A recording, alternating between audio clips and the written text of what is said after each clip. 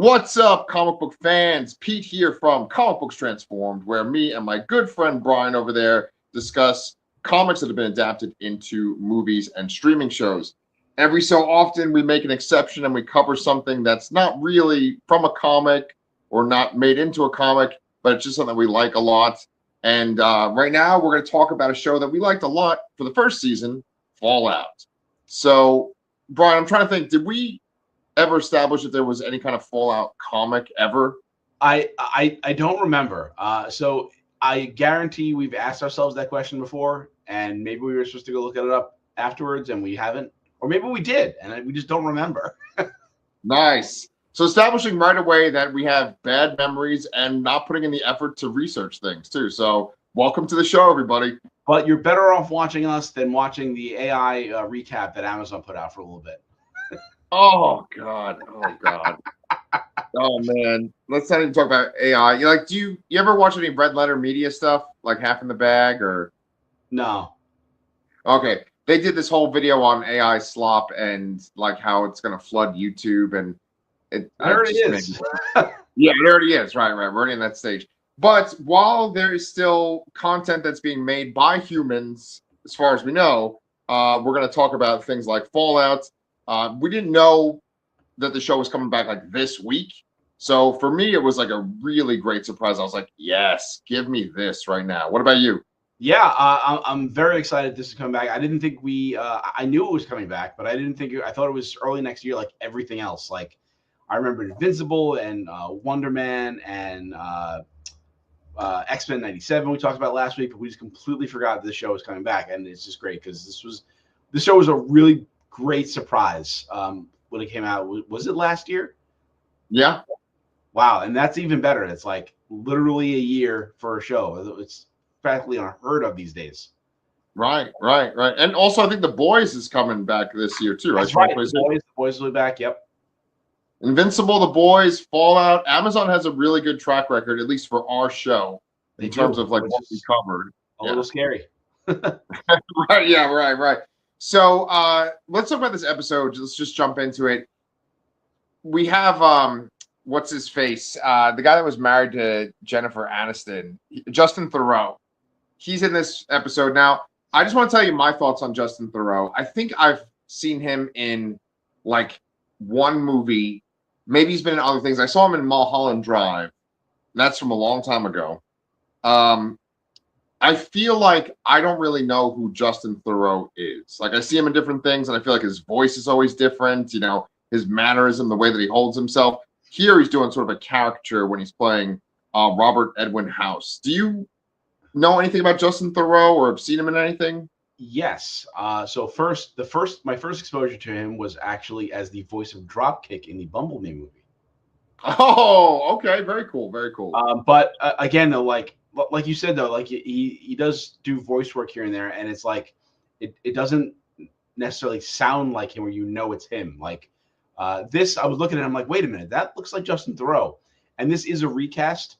This character was in like that boardroom area in the previous season. But they recast him because I guess he has more of a role this season. So yeah, and the other thing I know him really well from is the Netflix show Maniac, which I really liked. He plays this really weird doctor, and that's the thing that always stuck in my mind about him was that role. And I did like that show. Did you ever watch The Leftovers? I did not. No. Okay. The Leftovers, I remember seeing the first episode and not really being into it. And then I think Sherry had read the book of it and she really liked the book. And then she was saying that the show was very different from the book. But then I heard that it just like went on to get like really, really good. So it's kind of a show I want to check out as well. He's the main character in that. Okay. So okay, let's talk about this guy, Robert Edwin House. Okay, well actually, let's take a step back. Okay. In between watching this show and this recording, watching the first season of this show and this recording, I really got into Fallout Shelter. I was playing it when we were recording last time, but then I like really played it like addictively for a while. And then I would like watch YouTube videos about the lore of Fallout. So I feel like I know a lot more about Fallout than when we did our previous recordings. You probably know more than me now.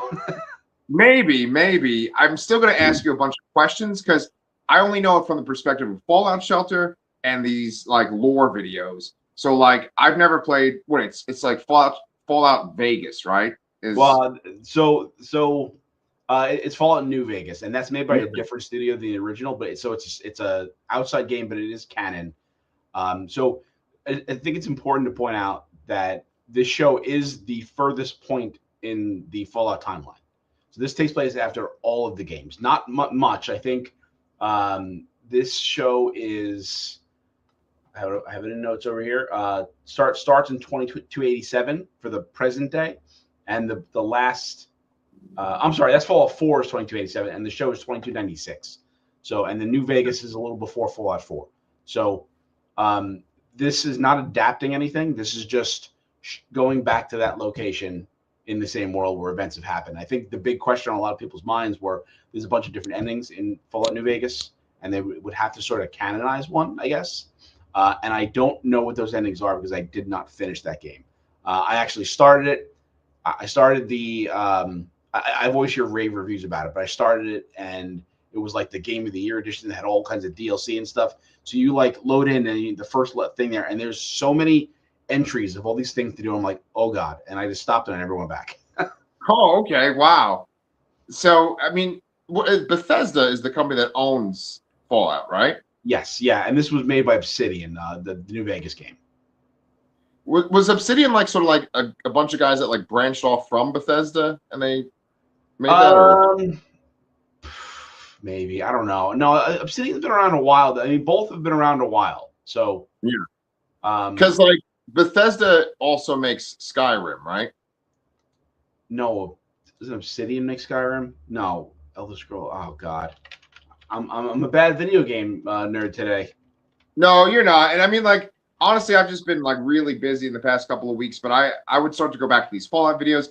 I know that like there are a couple of videos I've watched where they're like, oh, it could be the same world. Like they're saying that like this one sort of medieval fantasy game, which I'm pretty sure it's like Elder Scrolls or Skyrim or whatever, is the same world as Fallout because it's the same company. Yeah, that sounds about right. I mean, I doubt that's true, but right. I'm gonna by the time we record our next episode, I'm gonna like do a refresher. I'll probably fucking get Fallout Shelter on my phone again because I fucking love that game. I love that game so much, Brian. You have no idea. It is fun. Like you're like so much more of a gamer than I am, and I'm just a gamer poser. But like, there's certain games I just love so much, like Hearthstone, Fallout. Let me just list games: Snap, and then Rock Band. Those are like the only games I play as a gamer poser. Oh, I'm real hooked on Arc Raiders right now, which is maybe sort of similar to Fallout in some ways. What is it called? Arc Raiders. It's a post-apocalyptic future where robots have taken over essentially, and you have to. It's an extraction shooter, so you kind of go up to the surface world and you have to like loot stuff, and there are both computer enemies and other players can be enemies as well. So it's a lot of fun. Is that on a console, on your phone? What is that? It's on PC and console. Yeah. Oh, okay. That's cool. Not PlayStation 4 though, right? No, it's not only newer systems. So PS5, okay. Xbox X. Gotcha. Like that. Well, I've taken us on a bunch of tangents. What I wanted to get back to was Robert Edwin House. That's who Justin Theroux plays, and we see in this opening scene that he has like this new invention where essentially you connect this device to a person's like brainstem, and then you can control their actions. And it seems like that's what this show has been like leading towards, like this sort of this lore that they keep hinting towards. That the idea is that they're going to essentially get rid of all factions and just have one faction controlled by the people that can literally control people's minds. And what did you think of that sequence where he like made those people, the guy like essentially kill his friend? Yeah, it was a good opening. I've always liked the flashback points of this show. It definitely sets him up here as someone. I mean, I know Mr. House is in New Vegas, and that's one of the sort of factions you can side with. But I know nothing about it other than that. So it was a good way to establish him. I thought it was pretty creepy there, and it's just furthering that kind of council that wants to restart the world essentially. So Yeah. I found that interesting. Yeah, and there's this really great line towards the end. I mean, first of all, I was kind of surprised at how many different stories were going on at the same time, and they completely omitted the story with Maximus. Like, I'm sure the next episode is going to be real heavy on Maximus. Yeah, from the preview, yes. Yeah, but like they focus on what do you call it? What's her face? Oh, I'm looking at recurring characters. I gotta go back to the main characters. Lucy. Ella Purnell plays Lucy McLean, and she's got her brother who is Norm McLean, right? Is Yes. Moises Arias. He says this one line about like so many plans are great, or like planning is hard, but chaos is easy. He says something along those lines. Yeah. And I think that Vault Tech, the company that has been like sort of orchestrating all the stuff that led to the destruction of the world, I think that maybe they weren't counting on the factions that are around in the present Fallout day, current day. What do you think? Yeah, I agree. I don't think they were expecting people to survive on the surface. That was the intent there. And also, it could also be that they built that cryotech and all that to last a lot longer. So like I think they're earlier on in their schemes than they anticipated. Like things are going on before that. So Right. But yeah, I don't think we saw Norm all that much in the last episode. I think they kind of left him out mostly. I know he's been trapped in that other vault for a while, but I thought that they definitely left that more open from the like he might have not even been in the finale. He might have been in like the one before that. Yeah, you're probably right. I mean, they focus on him a lot in this episode, where he's like dealing with that guy that's basically just a brain and a robot body. Yeah, Bud. Right. But I kind of wanted to go over the factions real quick with you, just so that like we're all on the same page and I know what I'm talking about. But like, so there's these Vault Tech people, and they're kind of behind the scenes. I guess they've at least set up the vaults, and there is like this ruling council that wants to like repopulate the earth after everyone is gone and the world is livable again.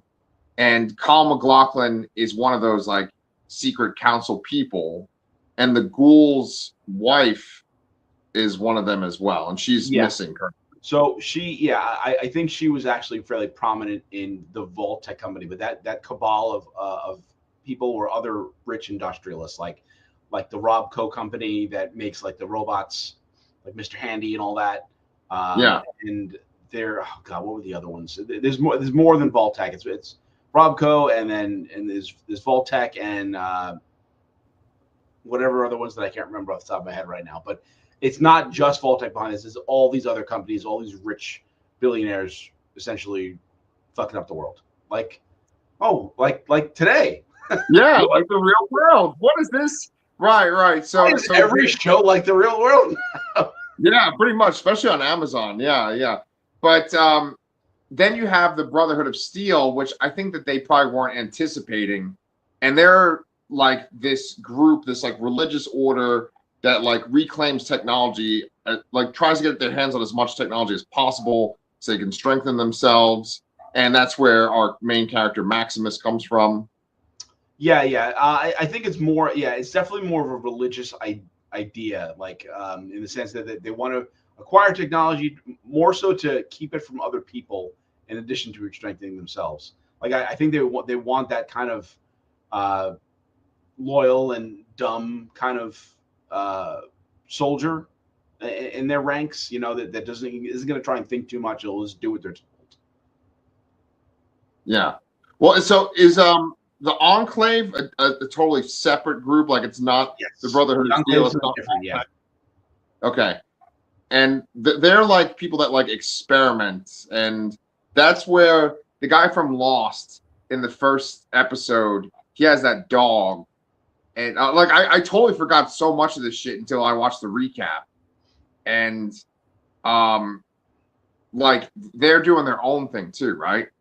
Yeah, there's a lot of different factions there. There's also the California Republic. God, who else is in? It's the Enclave, the Brothers of Steel, and then there's like There's super mutants too. Like they sort of have a faction in a way. You haven't seen too much of those, I don't think. Did we even see it? Did we see a super mutant? We've seen some mutate. I know there was like a really big fucking bear in the first season. No, that's just a bear. No, we probably haven't seen super mutants. I remember thinking like, oh my god, when are they going to show us a Deathclaw? I think they're going to give us that this season, which is really exciting. I know. After playing Fallout Shelter, I know what Deathclaws are, at least in the context of that game. And I'm like, oh, those things are fucking scary in that little silly game. I'm sure in the regular Fallout game, they're very scary. Yes. And in the end of this episode, they go into like an empty vault. The ghoul and Lucy go into an empty vault. And for a second there, like something moves and they see something in the corner of their eyes. And I'm like, oh shit, is that going to be a fucking Deathclaw? But it was just some dude like with a thing on his brainstem. Yeah. If there was a upcoming on this season of Fallout, they showed it. So I mean, it was a real close up, but it's coming. Oh, they showed a Deathclaw? Oh yeah, it's coming. No, okay, nice. Okay, so then let's keep this ball rolling. So, which storyline did you think was the most exciting? Like, which one were you like, yeah, I'm glad we're back at this?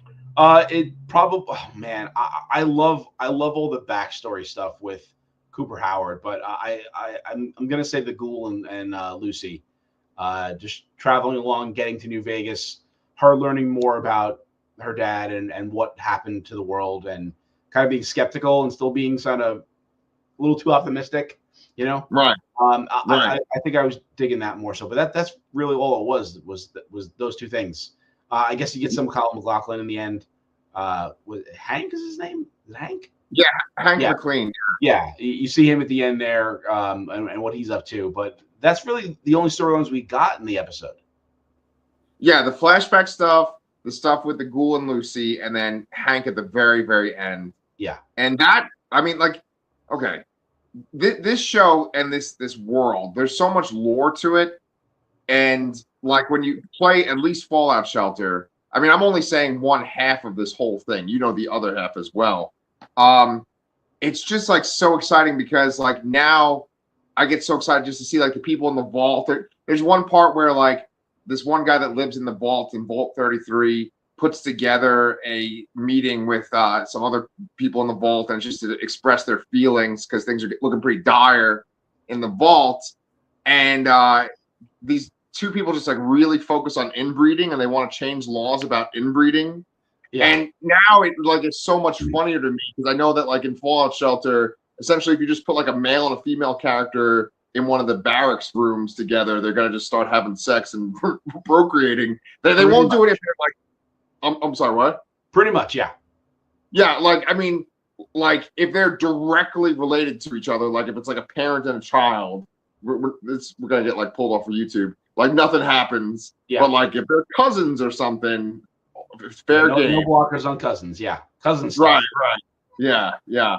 And I mean, like they mentioned a water chip, and then they also, like at one point, Norm, like he's trying to survive in this other vault that he's trapped in, and he finds water, and the guy Bud is like, oh, you found water, you can survive, because it's like when you're in Fallout Shelter, you're always worried about your water running out or like your power going out or.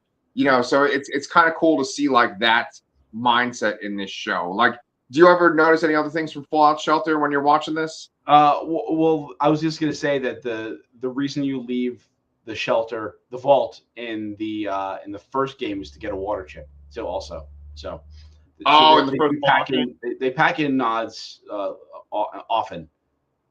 Yeah, and I mean like. In the Fallout Shelter game, you send people out into the wasteland to go get stuff, and there's all little missions you can do, and that's kind of like what Lucy's doing right now, Yeah, and you have those characters in the shelter now too, which is great. God damn it! The moment I'm gonna fucking sign off with you, I'm gonna put that app back on my phone. So okay. So we didn't mention the Norm stuff when you were saying like the different storylines, and I didn't do it either. But like. I really, really like that. Like Bud had this sort of monologue about what life is like or what will happen to him. And like, I just thought it was like really deep stuff. Like this show it kind of goes back and forth by being like sort of silly and absurd, but then also like really Profound, like philosophical and dark. Yeah. Yeah. Yeah.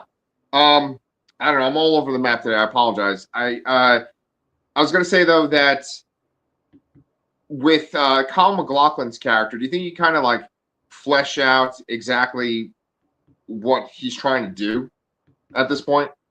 I don't know. I'm not even sure exactly who he thinks he's contacting. Maybe it's Mr. House. I guess that's probably the most logical thought, being that we saw him in the beginning and all that. But yeah, I guess he's just trying to kill people on the surface and take over, or maybe just take over. I don't know. But he saw that he was in a room. Oh, was it Lucy and the Ghoul in the room, or was it him that with the chips that were smaller and smaller?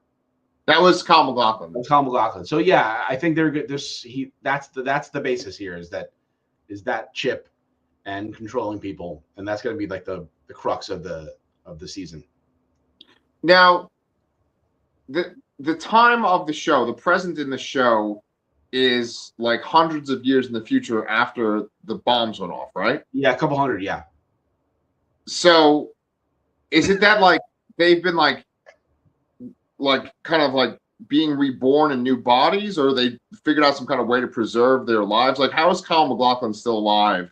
I understand how the Ghoul is alive, but yeah, go ahead. They were continually freezing themselves. Okay. For stretches of time. So it seems a little weird that Hank was out long enough to go out and start a family, I guess, because it seems like that's not what they were intended to do. Right. Like they're maybe to come out for a little while and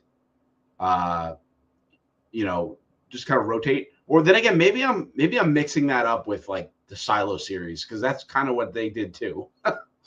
Oh, okay. That book series that you told me to read, and then yeah, myself and my wife got obsessed with it, and then you finished the first book. Right. Yes. You do remind me of that pretty regularly. So I don't care at all. It's just funny. Yeah. Right. But I know in Fallout Shelter, like I never reached a point where there's any kind of cryo anything where you can like freeze people. Yeah, I don't think it's necessary. I mean, it's definitely appeared in the games before, because in one of the games you start off before the bombs drop, because I think I don't remember which one. I don't know if it's 3 or 4. Yeah. But you do see a brief period beforehand where you're like in your house and all that. So the technology definitely exists, and it's not something new to the show. Okay. All right. Well, just to go along with that Kyle MacLachlan point, there's this really great sequence where he's out of the armor, he's putting on a suit and stuff, he's getting all cleaned up, and before he gets out of the armor, though, he makes himself a cup of coffee, and I keep going back and forth where I feel like it's like kind of too much, but then I also think it's perfect as well. Because essentially, like he takes a sip of coffee. He's not looking directly at the camera, but he's like looking this way, so it's almost like he's looking right at the camera. But he takes a sip of coffee and he goes like, like it's really good, and like that is just without a doubt an homage to him as Agent Cooper in Twin Peaks. Okay, nice. Yeah, maybe so. It's probably been a while since he may have had a coffee. I don't think that's a super readily available thing. Right. Yeah, like story-wise, it totally makes sense they did that. But as far as like the show's creators, I know that's supposed to be like Cooper being like, "That's a damn good cup of coffee," like he's perfect. But let's talk about that scene with the Ghoul and Lucy at the very beginning, where they're sort of fighting against like some scavengers or whatever, or raiders. Like it's just really funny because he's dangling, he's being strangled by a noose. The Ghoul's being strangled by a noose. And Lucy's having this like long drawn out discussion of like what their plan was supposed to be. And then I guess I kind of forgot how ridiculously violent the show can be too, because they just like slaughter those fucking people. Yeah, there's exploding body parts everywhere. Yep. I think at one point there's like raining like fingers, right? At some point there's like fingers Yeah. and limbs. Well, Yeah, yeah, so yeah. and I really like that too because that's a touch from the games as well. It's like in the more, I mean, especially with the more technologically advanced, like 3 and 4 and 76 and New Vegas. There's this system called the VAT system, so it's like almost makes it real time combat turn based in a way. Like it sort of pauses and you can like think about what you're going to do and see sort of percentages of what you can hit and all that. And when you do actually fire, it does do that kind of slow mo kind of thing, and it will show exploding things if if it's appropriate. Oh, that's cool. Yeah. Shit. Yeah. I mean, I kind of do want to play the games. I'm definitely gonna watch some more of the lore videos. But yeah, just this world is so fucking great and so thought out. I mean, when did the first one even come out? First game, like It early was late 90s? 90s. It was like a year or two like after Diablo, because Diablo was like a huge game changing, genre defining game, and Fallout was to me seemed like it was like post apocalyptic Diablo at first, but it's more than that, I think. I never got to play the original. I didn't have I just maybe my computer couldn't run it, or I just didn't get it because I was I was a kid sort of, or a teenager, and I didn't have money for it. But Yeah. it always looked appealing to me. I never had to play it. I think the first one I actually played was 3, or one of the spin-offs that was like more action oriented. But 3 really hooked me. And that might be the only one I finished. Oh, okay. Fully finished. Yeah. But yeah. Yeah. Well, I mean, it's great. I even watch videos sometimes by one of the creators. Like he just is in front of a camera, just talking about like how they made the game and like what it's like with them making the show and stuff. So, I mean, it's really super fucking interesting to me. Like, it's weird because I feel like we've gotten a little burnt out by covering like the Marvel and the Star Wars stuff. But then something like this comes along where I'm just not invested in this world the way I am for Star Wars or Marvel, and I could just like enjoy what I'm watching. Yeah. I'm trying to think. There was something else that we covered recently where I was like, oh yeah, this is really fucking good. But it wasn't Star Wars Visions. It wasn't Daredevil. So I'm like, what the fuck else it's funny. I usually think to go look at like the podcast version to see what we covered for the year, but we haven't updated that. So I don't even remember. Like I know we did Andor this year, and that's probably all I remember. But that's not the only great thing that was out this year. So yeah. I just don't remember it. Yeah. I figured out how to fix the updating of the podcast, so I'm going to do that for the Lastercast and Nice. this show.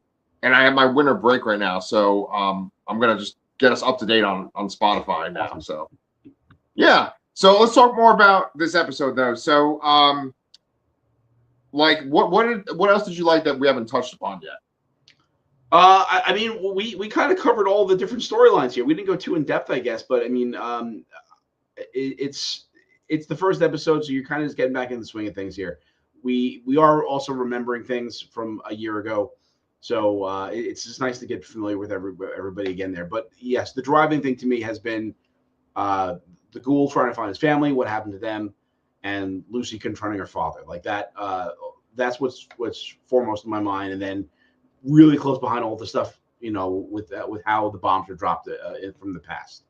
I don't really have any other details to comment on, but I'm very excited to see the rest of the season, and to Death Claws, things like that. Yeah, that's it. I got something to comment on. I'm delaying you going to eat your dinner with your family and stuff. Okay. We didn't really talk about the flashback story really in detail. And I think it's interesting because they really were hammering home how essentially Vault-Tec was going to be the one that was going to be like controlling who the bombs are going to fall on, or like when the bombs are going to fall. And they were a bit essentially saying that this guy, Mr. House, was going to be the one that was going to be like pushing the button. And so the woman that's trying to get, Cooper Howard to be an infiltrator and spy on his wife. Now she wants him to essentially try to go to assassinate Mr. House in the flashback sequences. Was he trying to get him to assassinate, or was it just more spy work? Sort of. Well, okay, that's the thing. They make it ambiguous, but I think the implication's there, right? Like he says, "You want me to spy on the wealthiest man in the world," or something like that. And there's no dialogue. She just kind of looks at him, and I think I don't think he even says anything in return. But it's sort of like, "Oh, you want me to take him out, basically?" Okay, yeah, no, I didn't pick up on that, but yeah, I think it's a possibility. Obviously, it doesn't happen, but yeah. So they're trying to kind of keep him going there. So in the first season, we saw that we actually see a scene where Cooper is like doing like a birthday party, and his daughter is there, and then he sees the bombs drop. So this is still like before that. So I'm glad they are returning to that timeline, and there's more to tell there. But I don't know what else to say about it other than that. Well, yeah, I like that there's like parallels where you essentially get double the Walton Goggins, right? Yes. So you have the Ghoul, and they're following on the path of Lucy's father. So, and that's leading them to New Vegas. And then so they're essentially he's going back to this House guy, Mr. House, and then he's going to interact with him in the past as well. So there's like, like bookends basically. Yeah, no, it should be a good dynamic for the rest of the season. Yeah. Yeah. So I mean, we'll see how it goes. But yeah, I like all that stuff. And then just one last thing, the woman that he's talking to that's trying to get him to spy, that maybe is potentially trying to get him to assassinate Mr. House. Like when he basically says, "I'm not going to do it," she says this one line of like, "Oh well, when you and your family are like in the ashes of the world or something like that, or the whole world's burned down, at least you'll know your hands were clean." And I just really love that line because it puts that kind of that morality question in there. Like there's certain things that people aren't willing to do because they think it's wrong or that they think they can't do it. But it's like literally all of humanity will die unless you do this. Yeah. It's like, well, I have no choice then, right? Yeah, and it's a great argument here that he can rub. He's a famous actor and he can rub elbows with people that they may not have access to. Yeah. But did that lady die last season? I don't remember. I'm pretty sure she died because she's at the very end when everything kind of comes together. Like Maximus is there, Lucy's there, the Ghoul is there, and then they had that like Ghoul that was like her wife or something. Yes. Okay. Yeah, she's dead. Okay, she's definitely dead. Okay. Completely forgot about that. But essentially, they made some sort of energy source, right? That was like almost like an infinite energy source. Yes, that was what they were trying to, the information they were trying to get, so they can like power something like their city or something. Yeah, I guess. Shit, man, I gotta watch some sort of AI generated recap. I guess. Yeah. Well, I don't know. I guess we did cover everything then. I'm really fucking happy the show is back. I guess we're going to be covering it on Thursdays recording. It'll probably go up on Fridays. Yeah, maybe next week is Christmas, so maybe we'll do Friday and into Saturday or something like that. Yeah. Yes. And I mean, they haven't officially released that fucking Avengers Endgame clip, right? It's still like a leaked thing. I believe it's still leaked. Yeah. I also saw a leak of the Spider-Man trailer as well. And you didn't share it with me? I thought I thought it was going to be the same thing because it wasn't doing anything when I was trying to share it. So I figured why bother? Okay. All right. I'll look it up on my own. But yeah, so we're back with Fallout Man. We are going to be covering the show and it's going to bring us into 2026. All right, guys. And so it's weekly. And it's weekly. Yes. Something to look forward to every week, especially seeing our sexy faces. So we'll talk to you.